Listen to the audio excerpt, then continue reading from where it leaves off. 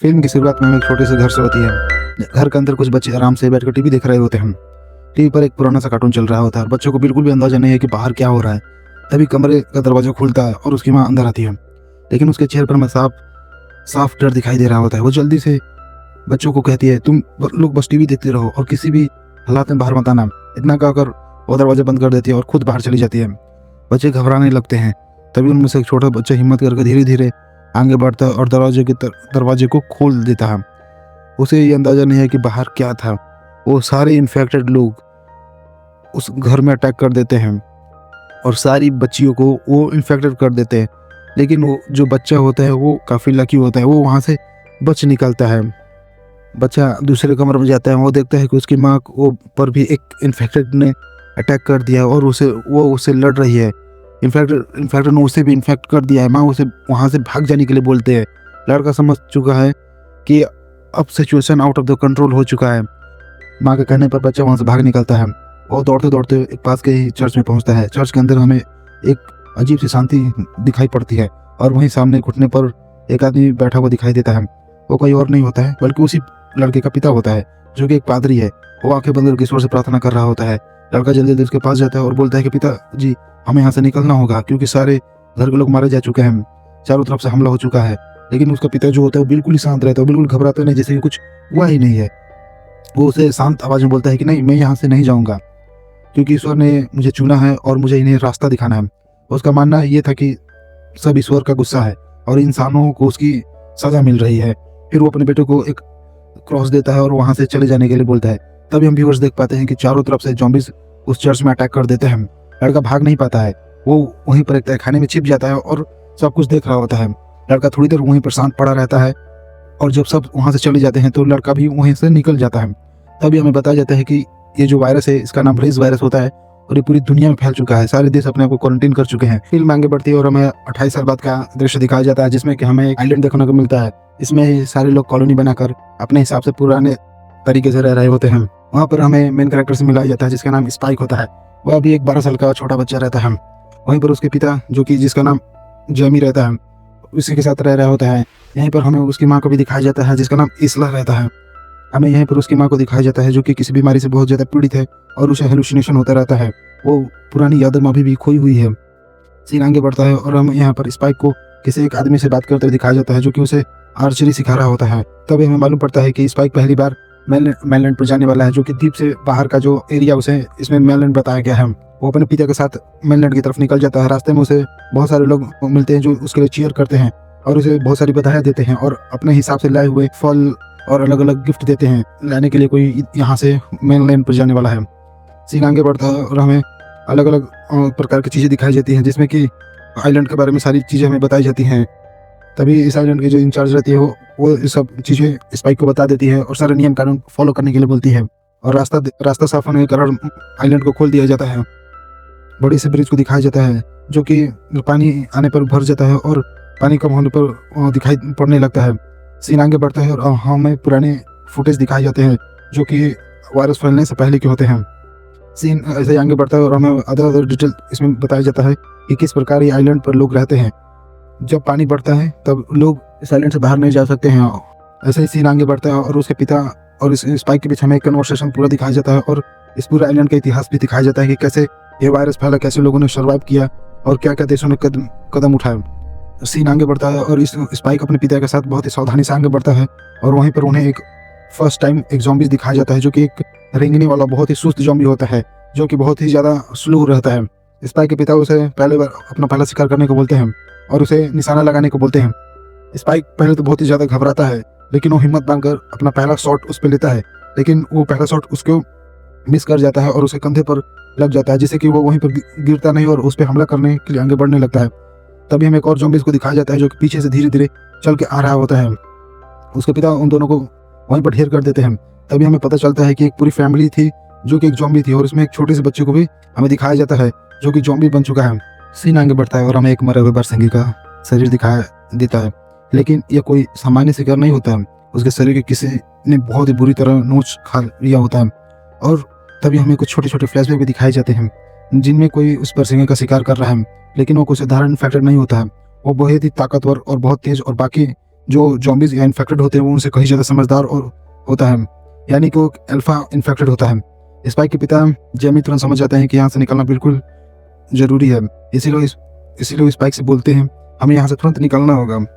वैसे भी स्पाइक की ट्रेनिंग लगभग पूरी हो चुकी होती है और वो पहला भी शिकार कर लिया होता है, तभी वो दोनों वहाँ से आगे बढ़ते हैं। लेकिन तभी हमें कुछ दूरी पर एक डरावना नज़ारा दिखाई देता है। दूर मैदान में कुछ इन्फेक्टेड का एक पूरा झुंड खड़ा होता है और उनके बीच में एक बहुत ही विशाल खतरनाक अल्फा भी मौजूद होता है। जेमी तुरंत स्पाइक से कहता है कि जितनी तेज दौड़ सकते हो दौड़ो, क्योंकि जो अल्फा इन्फेक्टेड की रफ्तार है बहुत ही ज़्यादा खतरनाक होती है। इनके बाद में एक बहुत ही शानदार और इंटेंस चेस सीन भी दिखाया जाता है और वहाँ पर एक बहुत ही मस्त फाइट भी दिखाई जाती है। दोनों अपनी जान बचाकर किसी भी तरह पूरी ताकत से भागते हैं और वहाँ एक टूटे फूटे घर के पास पहुँच जाते हैं। वे जल्दी ही अंदर घुस कर छिप जाते हैं, लेकिन अभी भी खतरा खत्म नहीं हुआ होता है, क्योंकि एक इन्फेक्टेड उनका घर के बाहर इंतजार कर रहा होता है। वो दोनों वहाँ पर फैसला करते हैं कि वो रात भर यहीं पर ठहरेंगे। इसके बाद दोनों फैसला करते हैं कि वो अभी बाहर नहीं निकलेंगे, क्योंकि उस समुद्र का पानी भी बढ़ चुका होगा और रास्ता जो होता है आइलैंड का, वो मेनलैंड जो जोड़ता है वही रास्ता पानी से भी बढ़ चुका होगा और वो भी बिल्कुल ही पूरा डूब चुका होगा और शाम होते होते पूरी तरह पानी में डूब जाता है।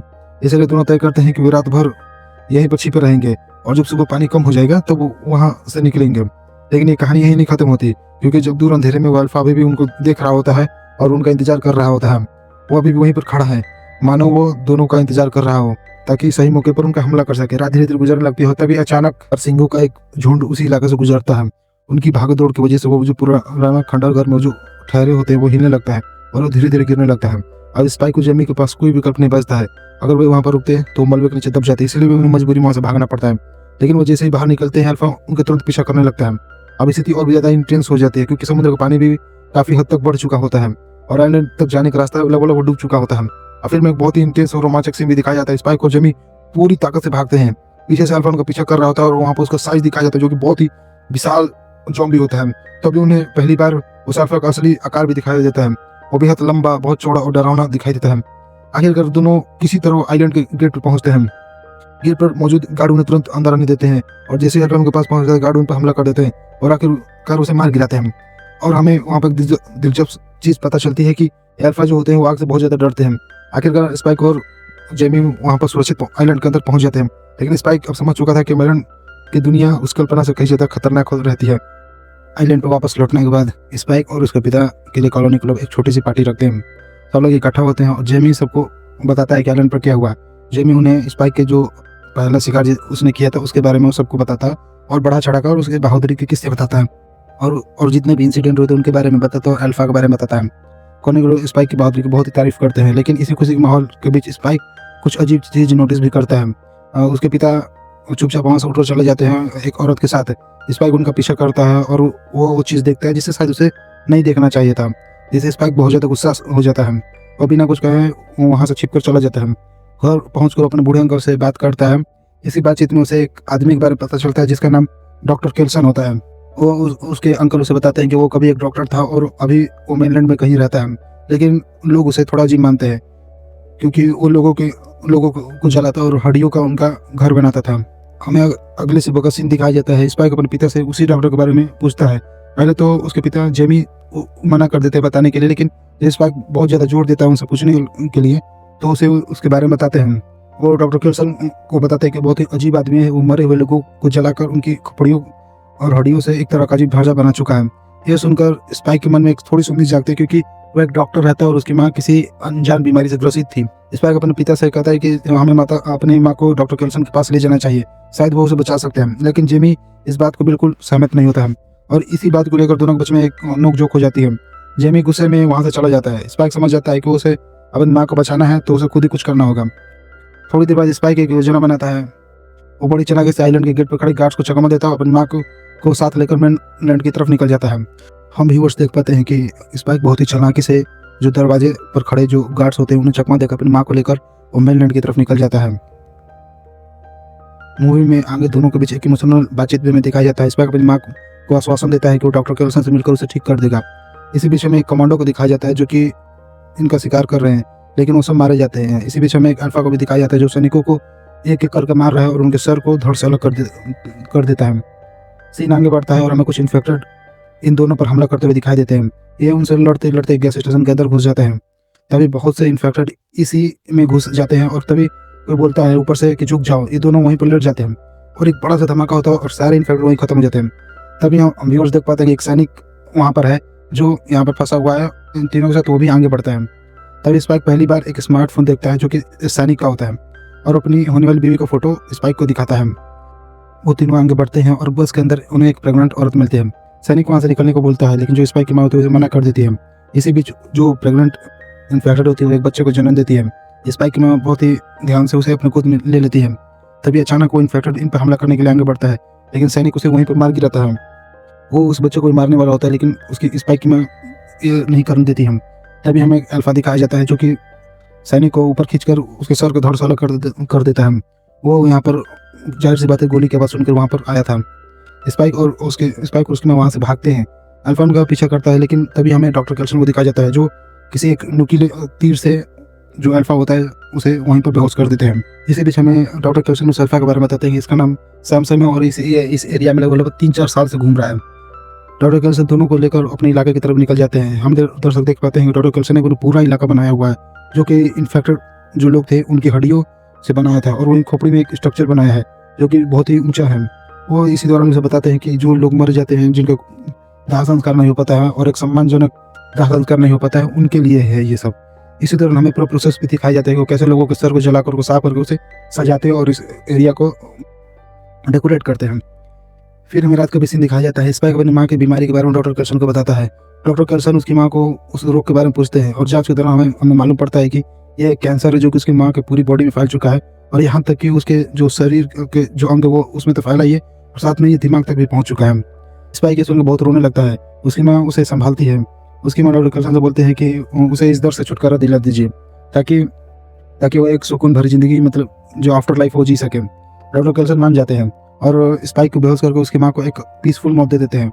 और पहले स्पाइक को बेहोश करते हैं और बाद में उसकी माँ का परमिशन लेकर उन्हें भी वो मार देते हैं।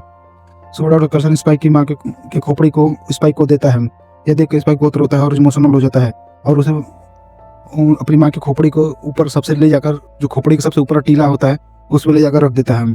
इसी बीच में एक छोटा सा फाइट सीन भी दिखाया जाता है। जब दोनों आप घूम रहे होते हैं तभी उन पर जो अल्फा सैमसंग जिसका नाम सैमसंग है उन पर हमला कर देता है, लेकिन वो किसी भी तरह उसे सर्वाइव कर जाते हैं और उसे बेहोश कर देते हैं।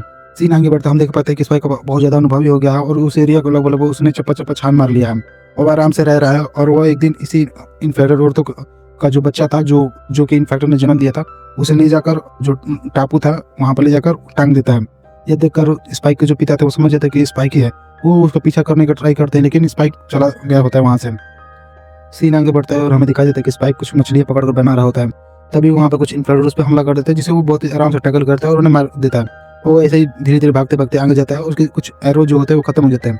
तभी हमें दिखाया जाता है कि रोड के बीचों बीच कुछ पत्थर रखे हुए हैं और स्पाइक वहाँ पर फंस जाता है। तभी वहाँ पे हमें 4-5 लोग दिखाई जाते हैं जो कि बिल्कुल ही ज़्यादा खुखार दिखने में लगते हैं और उनके चेहरे पर बहुत ही ज़्यादा कटे पिटे निशान होते हैं। वो स्पाइक की हेल्प करते हैं और सारे इन्फेक्टेड को बहुत ही आराम से मार देते हैं। इससे हमें पता चलता है कि बहुत ज़्यादा स्पेशलिस्ट और खुखार बंदे हैं।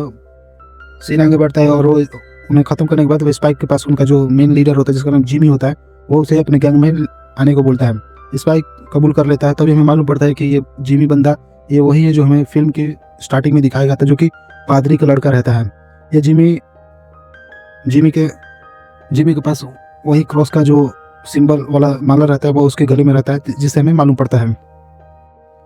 और फिल्म यहीं पर खत्म हो जाती है।